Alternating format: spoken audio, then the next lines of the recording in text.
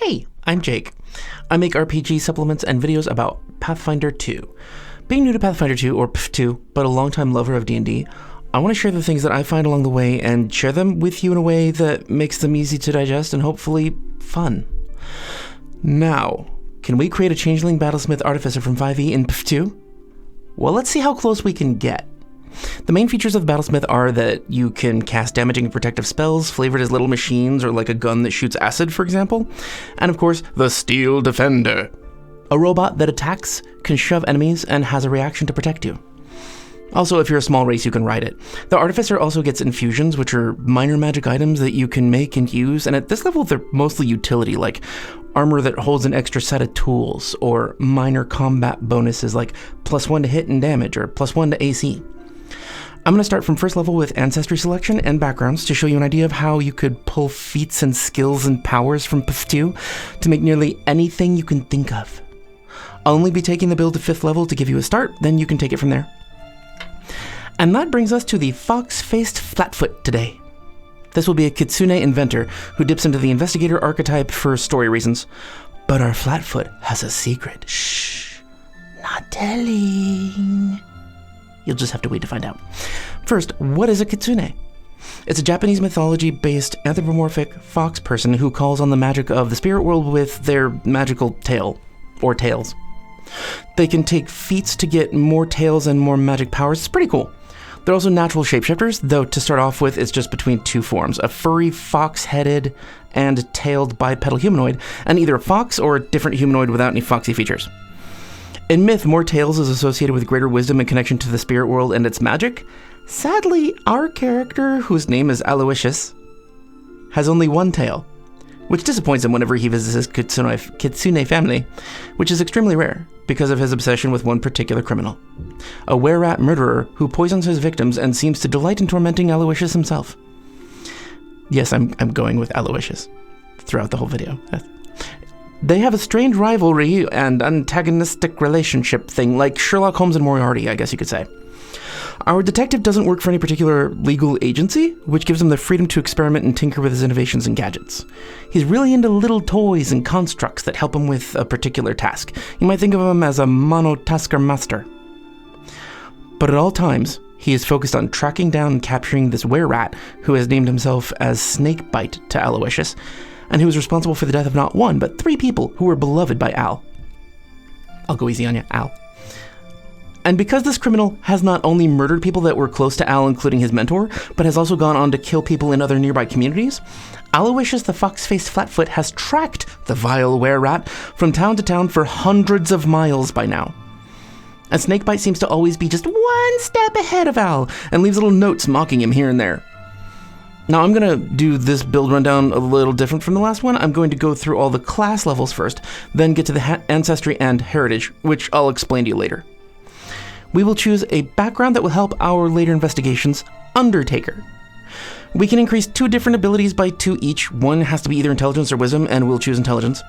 We're trained in the Medicine skill and a lower skill specializing in one local type of undead. I say ghouls because they stink, paralyze people, eat corpses, and infect with their bite. They're pretty much what people think of when they think zombie from movies and shows and stuff. And we can say that tracking down a grave robber who was actually a ghoul in the end is the first case that Al worked on. But I'm getting ahead of myself. So we also get forensic acumen, which I'm going to read most of it to you so you understand just how awesome the skill feat is. You can perform a forensic examination on a body, as described under Recall Knowledge in the Medicine skill, in half the normal amount of time it would take to a minimum of 5 minutes. If you succeed at your check, you can attempt an immediate check to recall knowledge to follow up on something you found with a +2 circumstance bonus. This check is usually related to the cause of injury or death, such as a crafting check to identify a poison or weapon that was used, or an additional medicine check to identify a specific disease. If you prefer, you can instead attempt to recall knowledge about the type of creature whose body you were examining, using the appropriate skill and gaining the same circumstance bonus. And it's only a skill feat. A skill feat! This is so cool.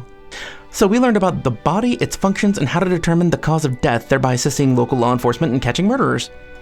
The background is Undertaker, yes, but I prefer to think of it as studying from a gnomish mad scientist named Reginald, who learned about bodies from robbing graves.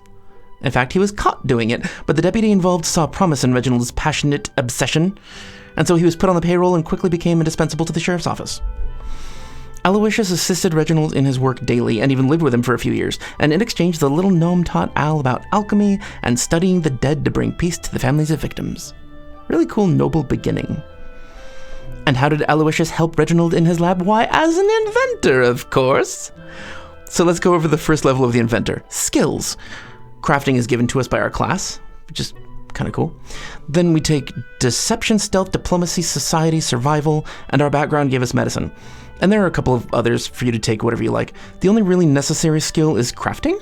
The rest is for story and flexibility outside of combat and for working as a detective. Like, you need to be able to sneak around and lie to criminals. And an inventor feat. We'll choose Explosive Leap. You aim an explosion downward to launch yourself into the air. You jump up to 30 feet in any direction without touching the ground. You must land on a space of solid ground or else you fall after using your next action. I love stuff like this. And now we go over the inventor abilities, beginning with Overdrive. This means that you roll a crafting check, which we're bullshit at, in order to push your body into an enhanced combat state. You can flavor it however you like. We're going to say that Al combines alchemical elixirs that he learned from Reginald and metal braces on his limbs that have little motors on them that add strength to his attacks, really driving his limbs forward forcefully. When he activates Overdrive, he gets an injection of a stimulant that his steampunky vest injects directly into his neck, and little motors start whirring all over his body. Okay, game mechanics. Remember, you have to roll to get this to work, so you can critically fail, and it says, whoops, something explodes. You take fire damage equal to your level, and you can't use Overdrive again for 1 minute as your gizmos cool down and reset. Gizmos isn't like a technical term or a mechanical term, it's just what they call gadgets that aren't gadgets, I guess. A failure on the check is you make a miscalculation and nothing happens. A success means that for the next minute, you add an amount of damage to each of your attacks equal to half your intelligence bonus, so probably 2 at first level, which is actually pretty good. It's just a flat passive buff after you overdrive. Overdrive. If, however, you get a critical success, the damage bonus equals your full intelligence bonus, which is great. Innovation is next, and you can choose Armor Innovation, Weapon Innovation, or what we'll choose today, Construct Innovation. Essentially, the armor and weapon innovations allow you to add qualities to your invention that does a variety of things, like adds to damage, or allows you to trip at range, and so forth. Sort of like you're enchanting your weapon or armor, but technologically. But Construct Innovation, don't drink that. But Construct Innovation gives you a mechanical pet. The construct has a speed of 25 to start with and is a useful co-combatant. It has strength and dex modifiers of +3 and does either 1d8 bludgeoning or 1d6 slashing or piercing on a hit. You choose. It always has the options of the 1d8 bludgeoning or the 1d6 either slashing or piercing. Also, you can spend an extra action than someone would normally spend to control a pet to give the construct 3 actions instead of 2. So after you take that action to share your actions, you end up with 1 action, and the construct has 3 actions. Cool thing though, it's a construct, so it's immune to a bunch of stuff. Bleed, death effects, disease, doomed, drained, fatigued, healing, necromancy, non-lethal attacks, paralyzed, poisoned, sickened, and unconscious. This is a pretty tanky pet to start with, and you get to choose a modification for the construct. We can change these later or take more of them, so we can only take 1 to start with. So for now, we'll take manual dexterity, which gives it articulated hands to pick up and manipulate items. And in honor of our deceased mentor, we'll name our construct Reggie. So Reggie helps us around the lab by carrying things, lifting things, or even just handing us things that are out of reach. We can just command him to stir something and he will never stop until you tell him to. It could be useful. He's either small or medium, our choice, and we'll choose medium for now so we can later choose large and give him reach. Oh, and Reggie gets the benefit of our overdrive when we use it just as we do. Overdrive. Now, we can pick pretty much any appearance, so since Al has traveled across the country hunting down this rogue fugitive and in the process has heard a lot of tales from other lands, we'll choose a mysterious creature from one of these tales, a penguin. But we've never seen a penguin, so it is nowhere near lifelike. It's more like a sad imitation of a penguin. But Al doesn't know that, he just thought it sounded cool. That was an unintentional pun, sorry. And you can have your construct use Explosive Leap instead. So penguins really can fly. Oh, and the actuated hands that can manipulate items. We'll just say that Reggie has a hollow cavity in his chest that holds a pair of robotic arms that extend to manipulate or use items. And we get the Inventor special ability, Explode.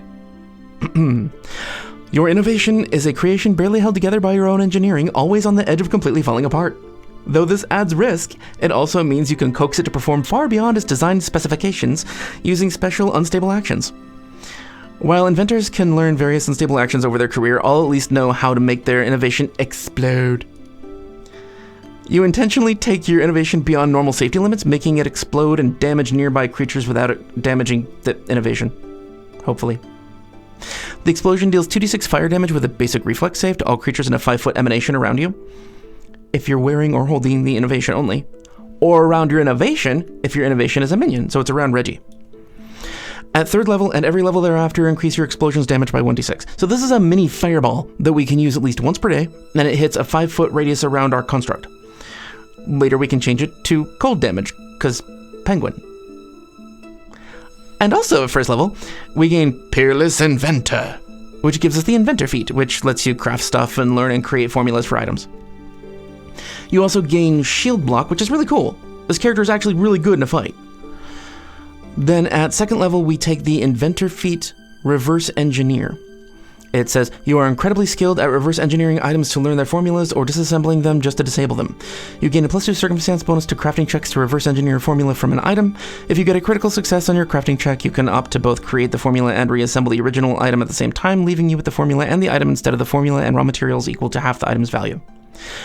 Furthermore, you can use crafting instead of thievery to disable a device or pick a lock. That's handy. Which means that we don't have to take thievery, even though we might be breaking into houses or out of dungeons. And next, we take the Investigator archetype. Yeah, you know I gotta take an archetype. I love flexibility and doing as many fun things as possible at the same time. So talk to your GM, find out if you're using the free archetype feat variant rule. If not, you can still use your class feat to take an archetype, as we don't really need reverse engineer. It's just a nice option to have. Either way, we're taking the multi-class archetype feat, Investigator Dedication. First off, it means we get training in Society and another skill of our choice, and if we already have Society, we can pick any other skill to be trained in. This character has a lot of skills. You gain the On the Case class feature, which grants you both the Pursue a Lead activity and the Clue in reaction. They both basically make you a better detective. I'll go over them. Pursue a Lead. Frequency once per 10 minutes. You spend 1 minute examining the details of one potential clue, designating the subject related to that clue as the target of your active investigation. The subject is typically a single creature, item, or small location, such as a room or a corridor. But the GM might allow a different scope for your investigation. You don't need to know the identity, purpose, or nature of the subject, but you do need to be aware of its existence. For instance, finding a footprint is enough to investigate the creature that left it, and seeing a hasty sketch of an item or location can be enough to start your investigation of that subject. You basically get +1 to perception and any other skill check that involves following your lead.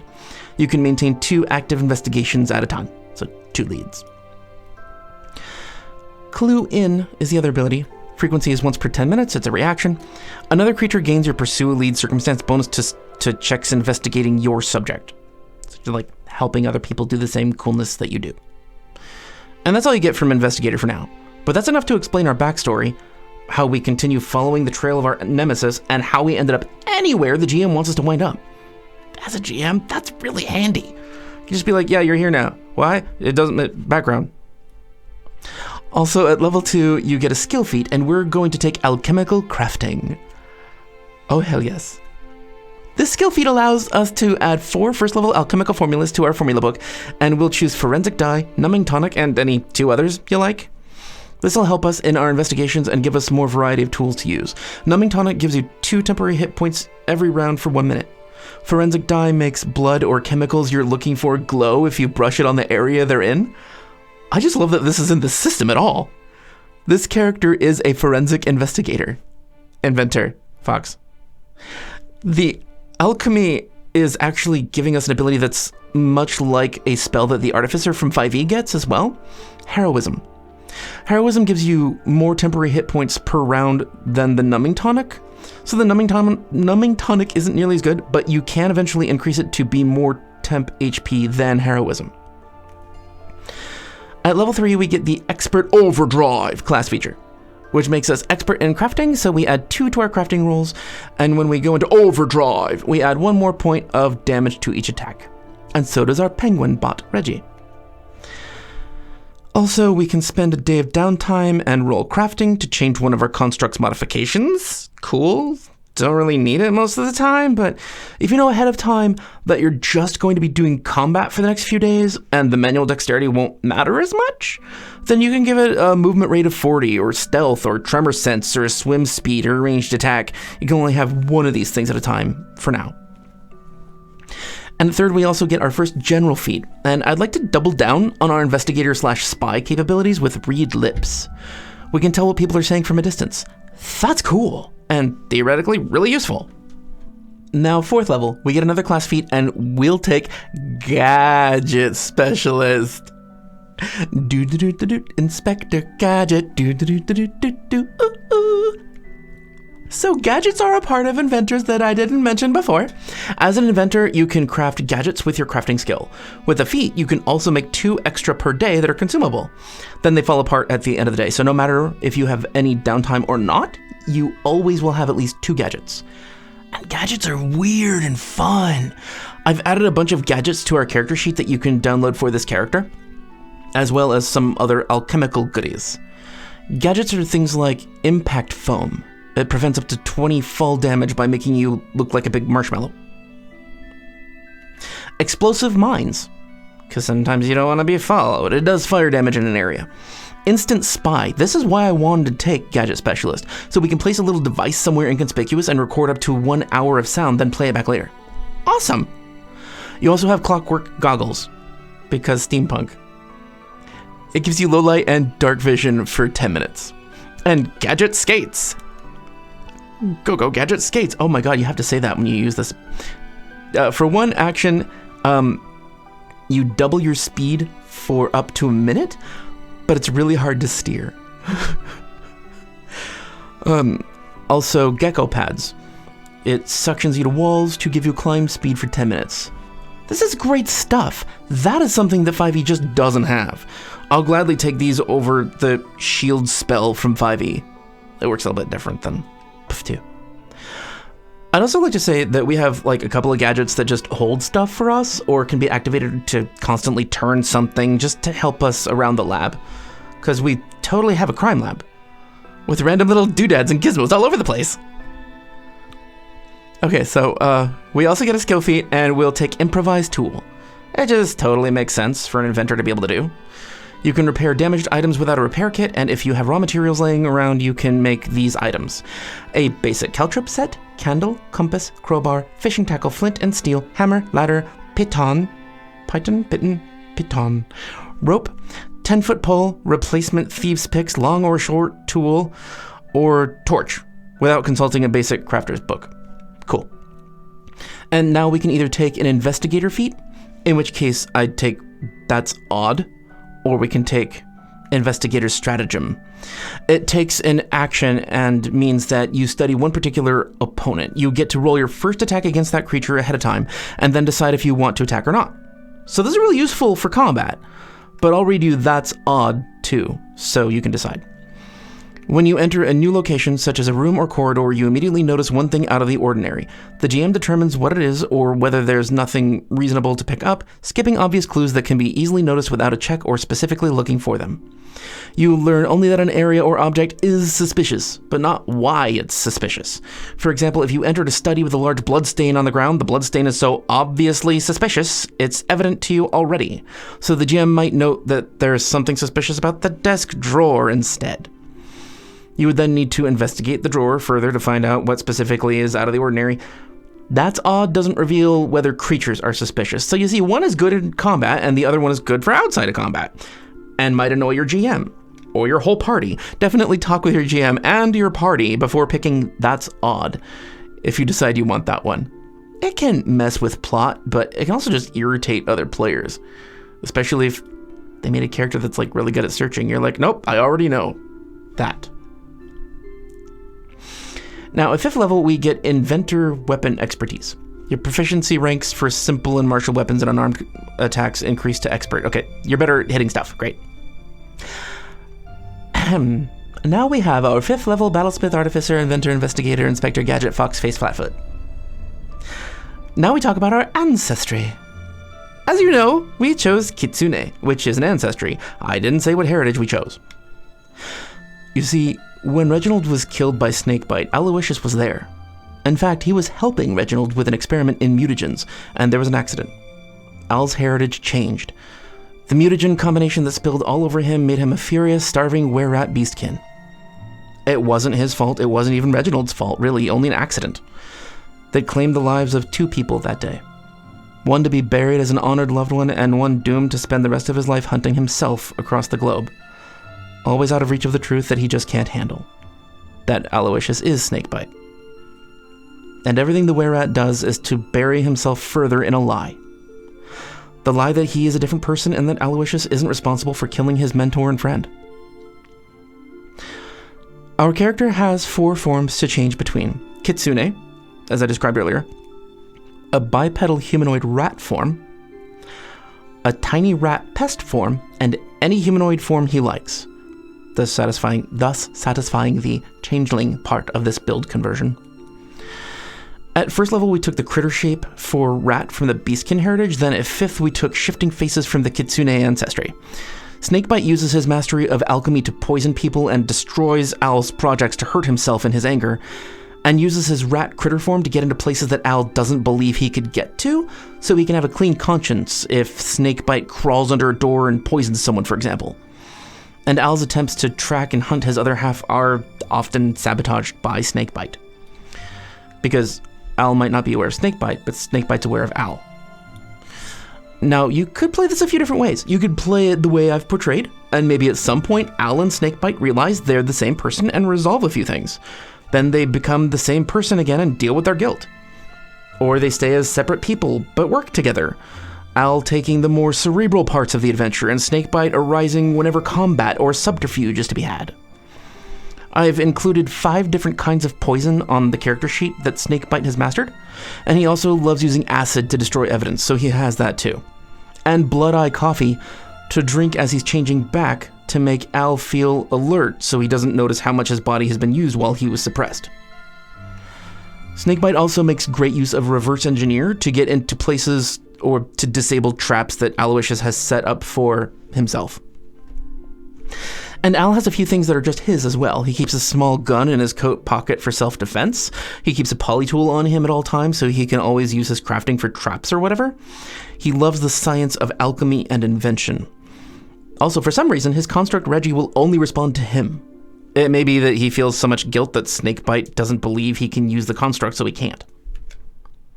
The download for this character sheet is in the description, and it's on a fillable form, so you can just add to it as you like. I'd also like to say thank you for all of my awesome patrons from over on Patreon. You make all of this possible.